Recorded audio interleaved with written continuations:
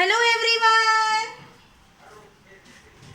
Hello everyone. I am Sakshi Rajput. Welcome to my M2 classes with a complex variable again. तो चलिए आज का lecture हम start करते हैं with a new question of the residue. इसके बाद हम कॉशी रेसिड्यू थ्योरम का एक सवाल करेंगे और ये टॉपिक ऑटोमेटिकली खत्म हो जाएगा. फिर हम चलेंगे लास्ट टॉपिक की और उसके बाद ये चैप्टर खत्म. तो देखते हैं इस टॉपिक में कौन सा क्वेश्चन है. Evaluate the residue. Again residue निकालना है. z square upon z minus 1 z minus 2 z minus 3. How many poles are there? There are the 3 pole 1 2 3. और what is the order of the each and every pole? हर pole का order 1 दिया है, मतलब पहला formula use करना है. Eight z equal to 1 2 3 और इन्फिनिटी. आपको रेसिड्यू 1 2 3 के अलावा एक और पॉइंट दिया है इन्फिनिटी पे भी, और आपको ये भी शो करना है कि सारे रेसिड्यू का सम 0 होता है. Show that their sum is 0. तो देखते हैं कैसे निकालते हैं. चलिए फटाफट करिए इसको सॉल्व. सॉल्यूशन 3 सॉल्व करते हैं.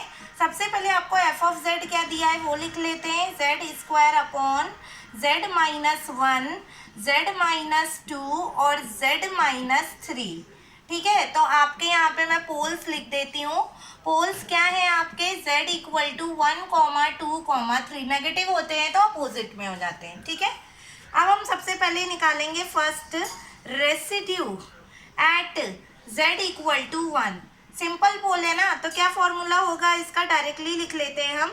ये आ जाएगा आपका लिमिट z टेंड्स टू क्या आ जाएगा 1 और z minus 1 into Z square upon z minus 1 z minus 2 और z माइनस 3. यहाँ से z माइनस 1 कैंसिल, तो ये हो जाएगा आपका लिमिट z टेंड्स टू 1 और z square upon z minus 2 और z माइनस 3.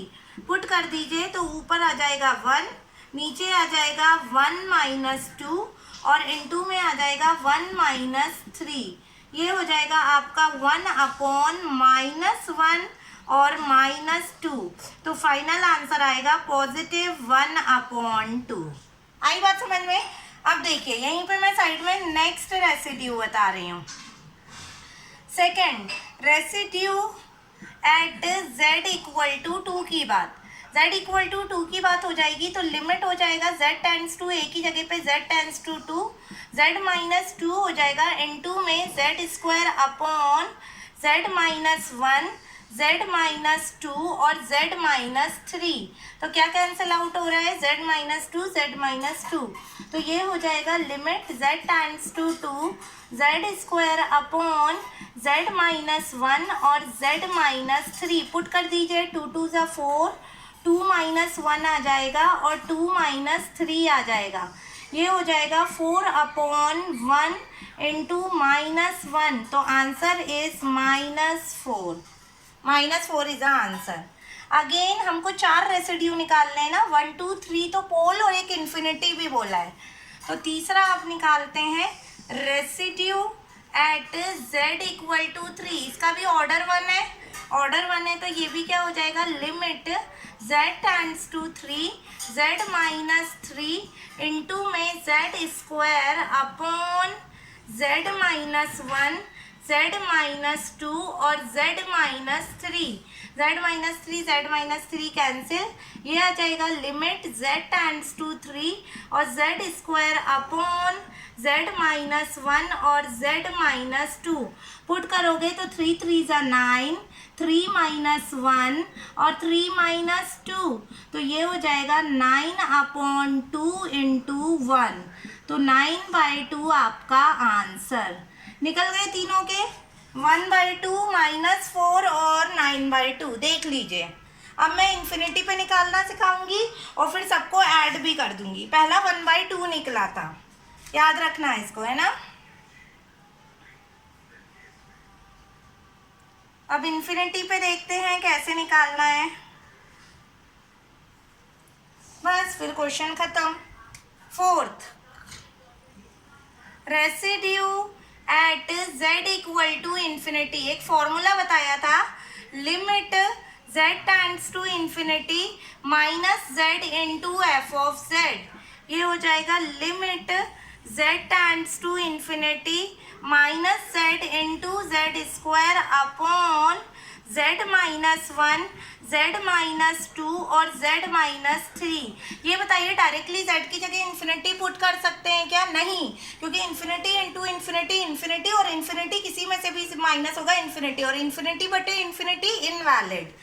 तो पहले हम लोग क्या करेंगे, limit z tends to infinity. देखिए ऊपर मल्टीप्लाई होके z³ हो जाएगा, इन तीनों से z बाहर लेंगे तो ये 1 माइनस 1 बटे z बच सकता है, फिर z बाहर लेंगे तो 1 माइनस 2 बटे z बच सकता है, और फिर z बाहर लेंगे तो 1 माइनस 3 बटे z भर सकता है। ये z³ होके z³ से कैंसिल हो जाएगा। तो फाइनली आपका क्या बचेगा, limit z tends to infinity minus 1 minus 1 upon z बचेगा, इनटू में 1 माइनस 2 अपॉन z बचेगा, और इनटू में 1 माइनस 3 अपॉन z बचेगा। आया? अब z की जगह पे इन्फिनिटी पुट कर सकते हैं, क्योंकि 1 बाई इन्फिनिटी क्या होता है, 0 होता है। 1 बाई इन्फिनिटी क्या होता है, 0।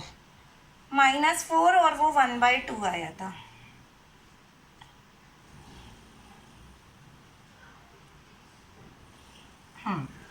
तो ये आ जाएगा आपका -1 upon 1 minus 1 by infinity, 1 minus 2 by infinity, और 1 minus 3 by infinity. 1 by infinity, 2 by infinity, 3 by infinity 0, तो -1 अपॉन 1 माइनस 0, 1 माइनस 0 और 1 माइनस 0, 3 1 आ जाएंगे। तो 1 upon 1 into 1 into 1, that is called the 1/1 equal to 1। आया समझ में? अब हमको टोटल रेसिड्यू निकालना है। हमको क्या चाहिए, टोटल रेसिड्यू। तो उसके लिए हम सबको ऐड करेंगे। पहला था 1/2, दूसरा था -4, प्लस है 9/2 और प्लस 1, 10/2, 5। और देख लीजिए उसका सम 0 आएगा कि नहीं। ठीक है ना? यहाँ पे मैं लिखती नहीं हूँ। अब आप जितने भी आपके रेसिड्यू निकलेंगे उन सारे रेसिड्यू को आप ऐड करके देख लीजिएगा।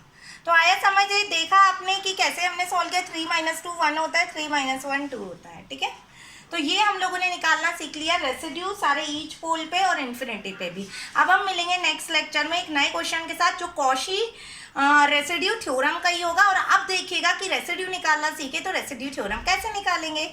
तो फाइनली ये लेक्चर हमारा खत्म होता है। मिलते हैं नेक्स्ट लेक्चर में। Thank you so much.